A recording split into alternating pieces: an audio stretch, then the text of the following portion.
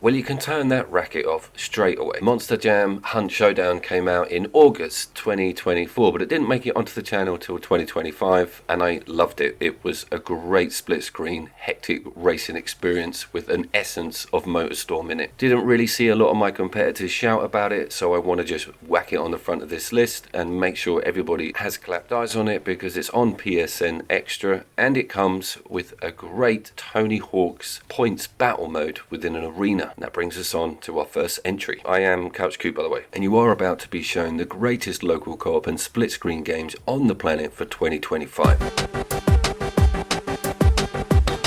What was that?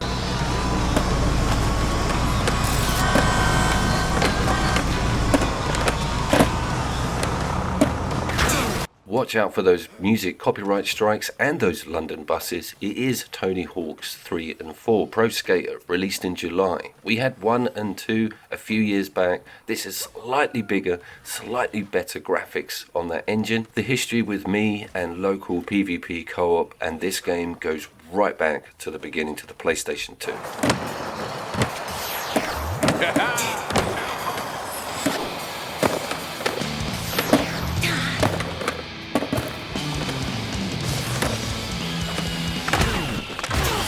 I was in a pub over the Christmas break and I was with a bunch of mates and I got talking to someone I hadn't met before. Anybody who knows me is aware not to bring up video games because you will be stuck for 3 hours. And we were having a conversation about playing video games with your kids. He was talking about Tony Hawk's 1 and 2, hadn't realised this was out, and I was like, go for it. It's got so much of those songs and tracks and playable characters. A real gem to have for 2025. Tony Hawk's Pro Skater 3 and 4, and I'll throw 1 and 2 into that statement. Oh, you want to do some diving? Awesome! I'm sure I can locate an upgrade for this. Next up, we do have Return to the Savage Planet, a sequel of sorts to Revenge of the Savage Planet, which was strictly single player but multiplayer co-op online. This was a massive surprise. It ran incredibly. Its size and depth and autonomy on what it offers you as a split screen adventure is just colossal, and that one I wasn't expecting. Yes! With the threat eliminated, the supply crate has unlocked.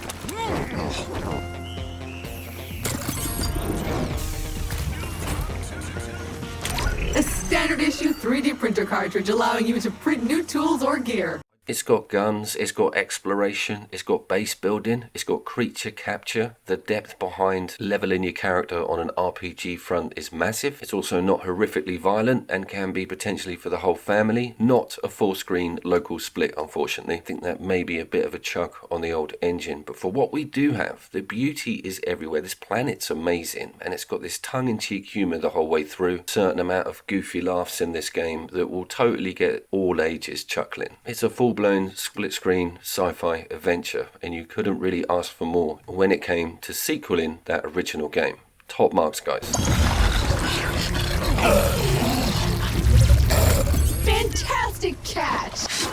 Even the mightiest have their weaknesses, Phoenix.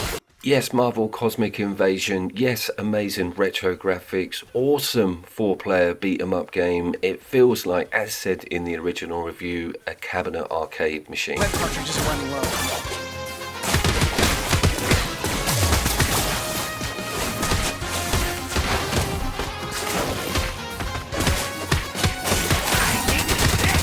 Absolutely excellent 90s Marvel fan service paid here, and retro graphics full stop. The pixels have this movement to them. I just enjoy it as a moving painting.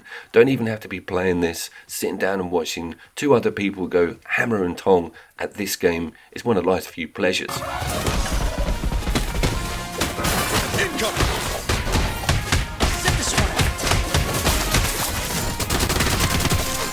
Multi-platform release, Game Pass day one, can you believe? Partners almost perfectly with Shredder's Revenge, which is a 6-player local co-op and a Teenage Mutant Ninja Turtles game. Marvel Cosmic Invaders was exactly what I was looking for. It did not disappoint me at all.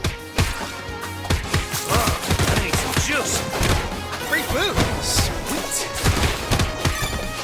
It is time to talk about Borderlands 4, one of the largest, highest budget AAA split screen video games on this entire list. It was all eyes on Gearbox, particularly from my direction, because I was concerned they weren't even going to add split screen to the game. You might not be aware, but the series has always served us extremely well, offering up to 4-player on previous games. It is the award-winning formula that we've grown up with and loved over the years. It's bigger, bolder, louder, more weapons, an open world system which blows the mind. You're completely autonomous, you're not tethered at all, you can do what you want, when you want, subquests, everything.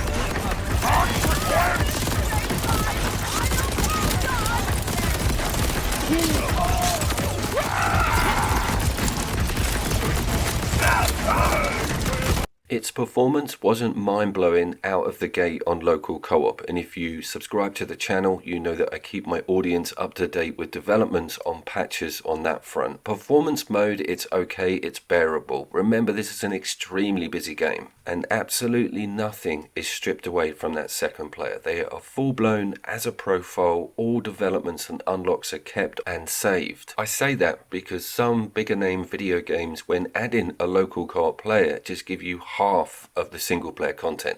Not with Borderlands 4. Okay. Was that really necessary?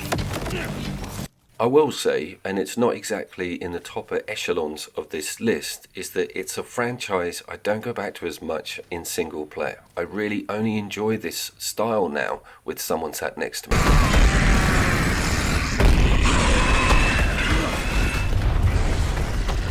The 25th of August 2025 was Emergence Day for PlayStation 5 owners.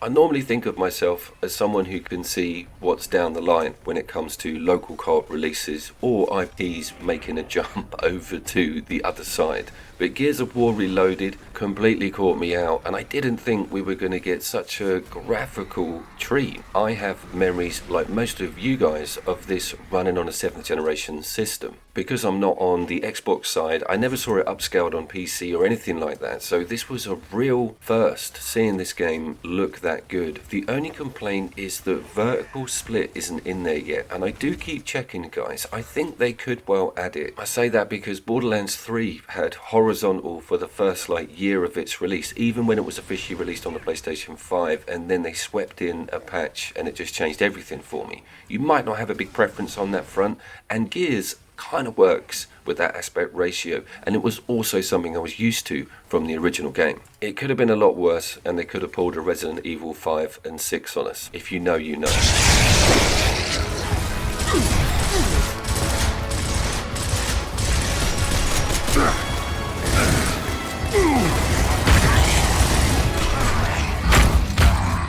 The jury is out on whether this is the best Gears of War story campaign, but I personally very much enjoyed it, and I'm looking to put a list together of all of the split screen Gears of War games, because 4 and 5 are unbelievable over on the other systems. We may even get them on the Sony side. I'm crossing everything.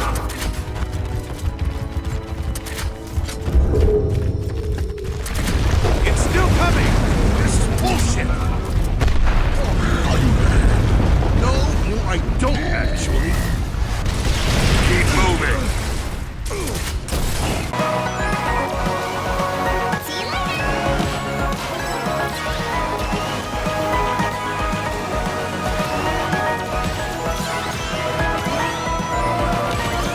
Yes, it is time for the fever dream that is Sonic Cross Worlds, one of the best 9th generation kart racers available this year. I was expecting good things because Team Racer was also an extremely strong game. This one is just unbelievably hectic, loud and bright. There's like strobe effects, music blasting at you the whole time. If you played Ratchet and Clank's Rifts Apart, it does that whole thing where the biome just changes on the fly. It does it 3 times in a race.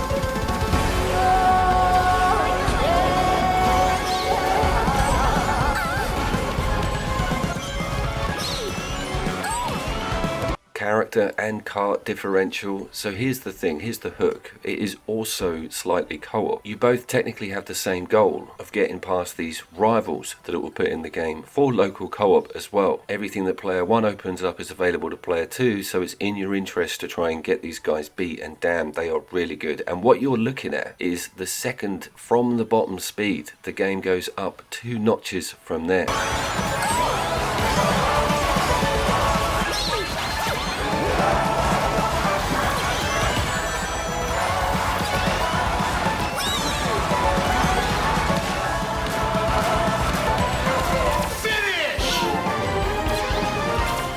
It's perfectly nailing those 2 levels of engagement. You've got your bright, pretty images and banging music for that first level, but then you've got that gritted teeth, unbelievably difficult, got to get every drift right, use all the correct items and keep an eye on everybody level. When I took this around a family member's house, I did that thing where you're on the last lap, it's last corner, it's last straight, and you stand up for the last couple of meters because it's that close.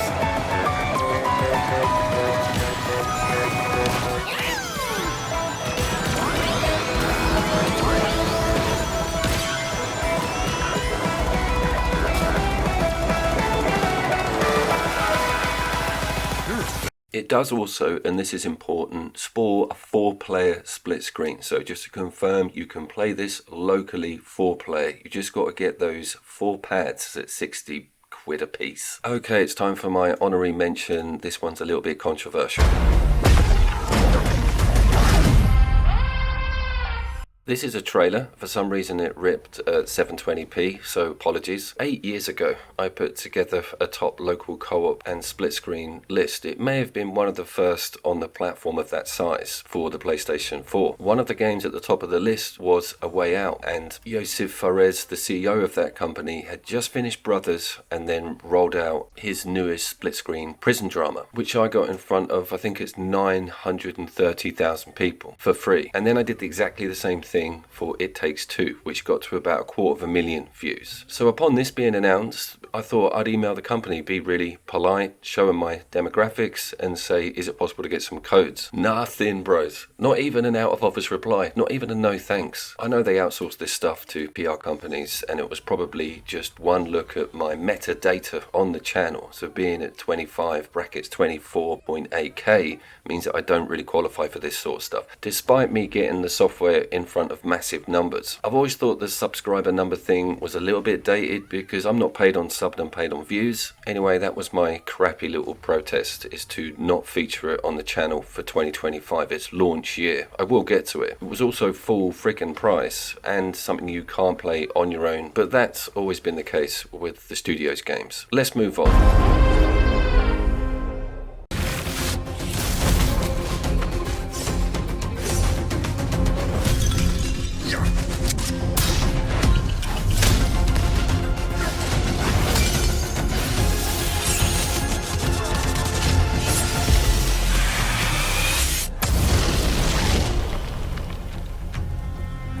Yes, as predicted, Absolum is my favourite local co-op game of 2025. I've seen streamers just play this single player as an impeccable side-scrolling roguelike beat-em-up. That's essentially what it is. Blending that local into this model was genius, works so well. Could have had 3 players.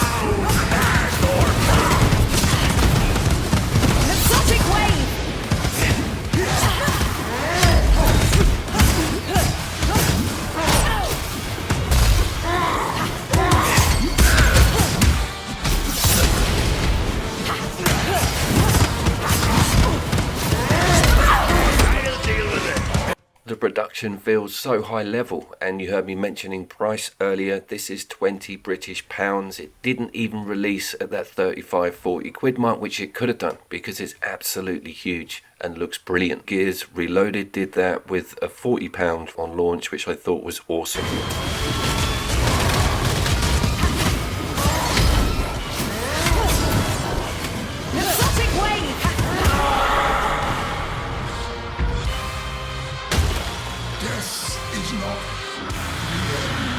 What makes this so good? Why is it so popular? I think it's the snappy controls and the beat 'em up heritage mixed in with that awesome roguelike model. and having some quite fun character differential, synergies occur, brilliant bosses, and a great difficulty level.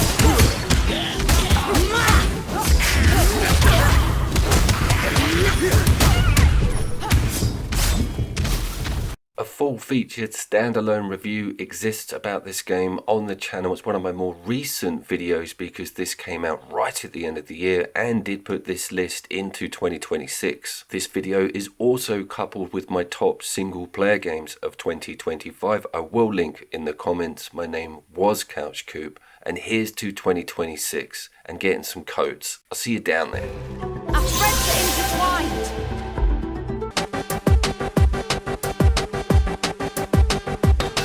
What was that?